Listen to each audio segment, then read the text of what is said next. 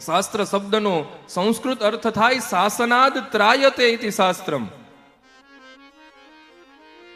શાસ્ત્રનો અર્થ છે સંવિધાન. આપણું સંવિધાન એમ કહી દે કે આ કરો તો ગુનો છે, આ કરો તો ગુનો છે.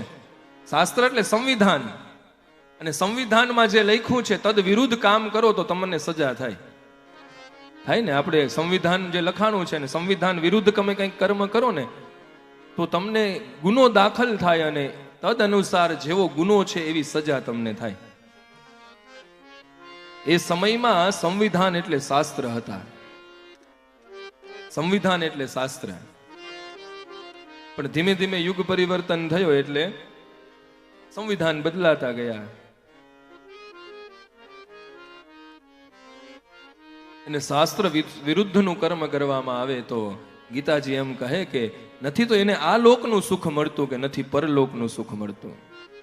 શાસ્ત્ર વિરુદ્ધનું કર્મ કરે, શાસ્ત્રની મર્યાદાનું ઉલ્લંઘન જે વ્યક્તિ કરે એને તો આ લોકમાં પણ સુખ ન મળે, અને અંતે મરણ પછી પરલોકમાં પણ એને સુખની પ્રાપ્તિ ન થાય.